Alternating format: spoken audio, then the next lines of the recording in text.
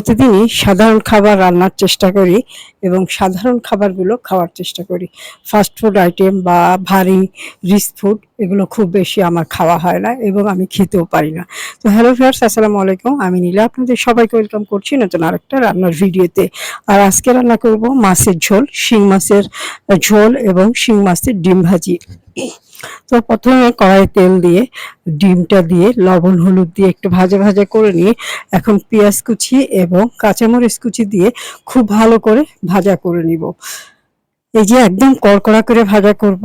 আর এরকম একটু ভাজা হলে সাথে একটু লেবু থাকলে খেতে কিন্তু গরম ভাত অনেক টেস্টি লাগে। তো হয়ে গেল আমার হচ্ছে শিং মাছের ডিম ভাজা। এখন আমি রান্না করব শিং মাছের ঝোল।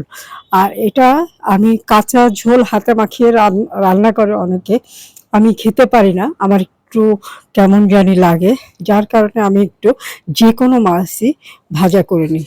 বেশিরভাগ ক্ষেত্রে মাছগুলো একটু কড়া করে ভাজা করা হয়, তবে আজকের মাছটা খুব বেশি কড়া করব না। গরম তেলে লবণ হলুদ মাখিয়ে মাছটাকে হালকা করে ভাজা করে নিব। আর একটা মাছই রান্না করব, একটা না 1.5টা মাছ রান্না করব, এতেই হয়ে যাবে। তো মাছটা ভাজা করে নিয়ে এখন আমি একটু আদা বাটা, রসুন বাটা, পেঁয়াজ, জিরা এবং কাঁচামরিচ হামানদিস্তায় হালকা করে থেতলিয়ে নিয়েছি। এখন দিয়ে দিচ্ছি লবণ এবং হলুদ। মশলাটাকে একটু কষিয়ে নিয়ে মাছের সাথেও আবারও একটু কষাবো সময় নিয়ে। 10 থেকে 15 মিনিট কষিয়ে নিয়ে ঝোলের পানি দিয়ে দিব। একেবারে পাতলা ঝোলও হবে না, আবার মাখন ভুনাও হবে না, একটু মাখো মাখো ঝোল রাখবো, সে পরিমাণে আমি পানিটা দিয়ে দিয়েছি। এখন ঝোলটা ফুটে উঠলে একটু নাড়াচাড়া করে ঝোলটা গাঢ় হয়ে আসলে নামিয়ে ফেলবো। খুব সিম্পল ভাবে রান্না করলাম, খুব বেশি সময় লাগে না রান্না করতে, হয়তো 15-20-25 মিনিটের সর্বোচ্চ টাইম লাগবে রান্না করতে। খুব হালকা একটা তরকারি রান্না করলাম। আর এরকম হালকা তরকারি খেতে কিন্তু গরমের দিনে বেশ ভালোই লাগে, তাই না? হয়ে গেল শিং মাছের পাতলা ঝোল। এখন শুধু খাওয়ার পালা, সাথে আছে ডাল এবং গরম ভাত। ভাতটা এখন বেড়ে রেডি করব। প্রথমে আমি মেয়ের জন্য রেডি করে দিব, তারপর ওর বাবাকে দিব। আর মেয়েও খাবে, মেয়ের মাছের ডিমটা ও পছন্দ করে।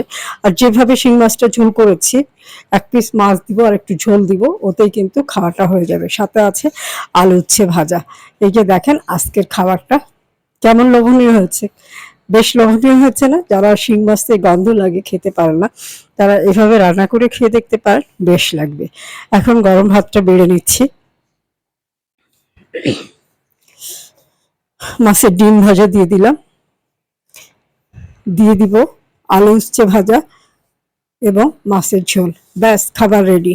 চলেন এখন খাওয়া দাওয়া করি। আজকের রান্নাটা কেমন হলো অবশ্যই একটা কমেন্ট করে জানাবেন। ভালো থাকবেন, সুস্থ থাকবেন, আমার পেজের সাথে থাকবেন। আল্লাহ হাফেজ।